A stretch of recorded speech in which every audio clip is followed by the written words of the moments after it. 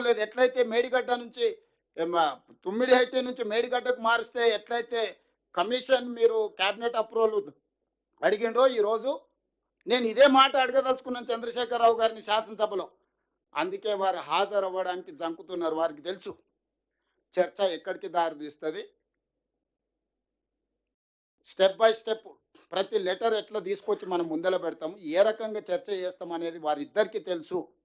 అందుకే తొండి వాదన మొండి వాదన బలంగా వినిపిస్తారు. ఎప్పుడైతే నేను ఇంటర్నల్ మీటింగ్లో ఇవన్నీ మాట్లాడి ఆఫీసర్లకు నేను ఒక డైరెక్షన్ ఇచ్చిన దీని మీద ఎంక్వైరీ చేద్దామని, ఎప్పుడైతే నేను 4 రోజుల క్రితం ఇది అన్నానో హరీష్ రావు గారు ఇది వదిలేసిండు. మళ్ళా బంకచెర్ల నల్లమల సాగర్కి పోయి గోదావరి మీద మాట్లాడుతుంది. ఇప్పుడు ఇది మాట్లాడతలేడు.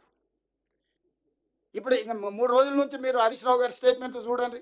నేను 4 రోజుల క్రితం మా అధికారులందరినీ పిలిచి కూర్చోబెట్టి ఓకే ఫైన్ బాగుంది చర్చ అంతా చేద్దాం, TO terms of reference ready చేయండి, ఎంక్వైరీకి ఆర్డర్ ఇద్దామని చెప్పి ఆఫీసర్లు అందరికీ చెప్పిన. మా పేషీ ఉన్నోళ్లకు లా సెక్రటరీకి, ఇరిగేషన్ సెక్రటరీకి రైట్ ఎంక్వైరీకి ఆర్డర్ ప్లేస్ చేద్దాం, మనం తప్పు చేస్తే మన సంగతి తెలుస్తుంది, వాళ్ళు తప్పు చేస్తే వాళ్ళ సంగతి తెలుస్తుంది, ఎంక్వైరీ ఆర్డర్ ఇద్దామని ఎప్పుడైతే చెప్పినామో ఈ వాసన పసిగట్టండి. హరీష్ రావుకి ఇట్లాంటి వాసన చూసే అలవాటు బాగా పర్ఫెక్ట్గా ఉన్నది.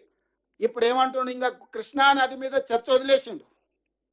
లేదు లేదు లేదు బంకచెర్ల నుంచి మీరు నల్లమల సాగర్ను మీరు అనుమతిస్తున్నారు, చంద్రబాబు నాయుడుకు తాకట్టు పెట్టిండు అని.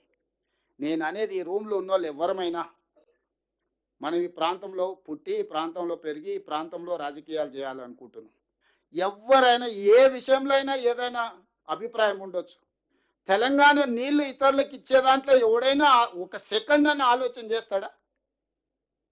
మీ రూమ్లో ఉన్న వాళ్ళు ఆలోచన చేయండి. పెద్దలందరూ ఉన్నారు కదా, ఎవరైనా తెలంగాణ ప్రజలకు ప్రాతినిధ్యం వహించేవాడు తెలంగాణ రైతుల యొక్క హక్కులను తాకట్టు పెట్టడానికి కలలోనైనా నిద్రలోనైనా ఎవడన్నా ఆలోచన చేస్తాడా? ఆయన చేసిండు, అనుభవించిండు, ఇంటికి పోయిండు. ఇప్పుడు మన మీద ఆ దుమ్మెత్తిపోయాలి, అతికించాలనే ప్రయత్నం చేస్తుండు. అందుకే ఇక్కడ ఉన్న ప్రజాప్రతినిధులందరికీ నేను చాలా స్పష్టంగా కాటకారికలు చెప్తున్నాను. దీంట్లో ఏంటంటే మహాభారతంలో ఉన్నట్టు ఎన్నో ఘట్టాలు ఉన్నాయి, ఒక్కొక్క ఘట్టం ఒక రకం. ఇది మల్టీ కాంప్లికేటెడ్. ఎందుకంటే ఆంధ్రప్రదేశ్ ఉంది, తెలంగాణ ఉంది, కేంద్ర ప్రభుత్వం ఉంది, కృష్ణా ట్రిబ్యునల్ ఉంది, కృష్ణా రివర్ మేనేజ్మెంట్ బోర్డు ఉంది, పర్యావరణ అనుమతులు ఉన్నాయి, సిడబ్ల్యూ సెంట్రల్ వాటర్ కమిషన్ అనుమతులు ఉన్నాయి. ఇది ఎన్ని రకాలుగా చిక్కుముళ్ళు ఉన్నాయంటే చార్మినార్ దగ్గర ఆటో నడిపినట్టు ఉంది. ఎవడు ఏ పక్క నుంచి ఏ సందులో నుంచి ఓడొస్తాడో, సైకిల్ మోటార్ ఓడి వస్తాడో, కారు ఓడి వస్తాడో, ఎవడు వస్తాడో తెలియదు, నడుచుకుంటే ఓడి వస్తాడో, అరటి పండ్ల బండి వచ్చి అడ్డం పెడతాడో తెలియని పరిస్థితుల ఈ జల వివాదాలకు సంబంధించిన చర్చ ఉన్నది. ఈ చర్చను పూర్తి స్థాయిలో సభలో ఎండగడతాము. ఇందులో వచ్చిన వాళ్ళకు కూడా క్లియర్గా గోదావరి నది, కృష్ణా నది రెండు నదుల మధ్యలో ఉన్నదే తెలంగాణ. ఈ తెలంగాణ హక్కుల కోసం మన ప్రభుత్వం ఉమ్మడి రాష్ట్రంలో హక్కులను సాధించుకోలేకపోతున్నాము, హక్కులకు అన్యాయం జరుగుతుందని, నష్టం జరుగుతుందని తెలంగాణ రాష్ట్రం ఇచ్చినాం. తెలంగాణ రాష్ట్రం వచ్చిన తర్వాత వెళ్ళి కిరణ్ కుమార్ రెడ్డి తయారు చేసిన పేపర్ మీద కేసీఆర్, హరీష్ రావు గారు ఇద్దరు కలిసి సంతకం పెట్టేస్తే ఆ కిరణ్ కుమార్ రెడ్డి కంటే వీళ్ళు ఎక్కువ దుర్మార్గులు కదా. కాళోజీ చెప్పిండు కదా, పకోడు చేస్తామని పొలిమేరలు అవతల తడతాం, వీడియో అయితే ఇక్కడ పాత్ర వేస్తాం అనేది చెప్పిండు కదా. సో అది సరిగ్గా వీళ్ళిద్దరికి వర్తిస్తుంది. ఆ రోజు ఇరిగేషన్ మినిస్టర్ హరీష్ రావు గారు, చీఫ్ మినిస్టర్ కేసీఆర్ గారు, వీళ్ళిద్దరిని ఊరేసిన నేను అథారిటీగా చెప్తున్నా, వాళ్ళిద్దరిని ఈ జలాల విషయంలో చేసిన అన్యాయానికి హరీష్ రావు గారిని, కేసీఆర్ గారిని ఊరే తీసినా తప్పు లేదు. ఇదే మిడిల్ ఈస్ట్ కంట్రీస్ అయితే చౌరస్తాలనే ప్రజల చేత రాళ్లతో కొట్టించి చంపించుండేవాళ్ళు.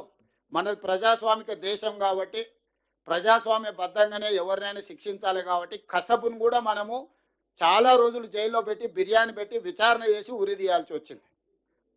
అందరి కళ్ళ ముందల AK-47 పెట్టి చాలా మందిని కాల్ చేసిన కసబ్ కూడా మనం ప్రజాస్వామికబద్ధంగా విచారణ చేసి అతనికి న్యాయవాదులను పెట్టుకునే అవకాశం ఇచ్చి అతని తరఫున కూడా వాదనలు విన్న తర్వాతనే జడ్జిమెంట్ రాయాల్సి వచ్చింది.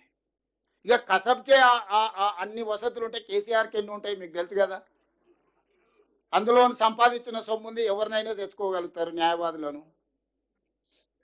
అందుకే ఈ వేదిక మీద నుంచి నేను సూటిగా మీడియా మిత్రులు కూడా చాలా మంది ఉన్నట్టున్నారు, పెద్దలు శ్రీనివాస్ రెడ్డి గారు మీడియా తరఫున ఉన్నట్టున్నారు, నేను సూటిగా కేసీఆర్ గారికి ఆహ్వానం పలుకుతున్నా, శాసనసభలో చర్చ చేద్దాం. మేము ఓపెన్ మైండ్తో ఉన్నాం. మేము ఏమన్నా మా నిర్ణయాలలో లోపం ఉన్నా, మా నిర్ణయాలను సవరించుకోవడానికి ఏదన్నా ఉన్నా మీరొచ్చి మాకు సూచన చేయండి. మీ అనుభవాన్ని మాకు ఇయ్యండి.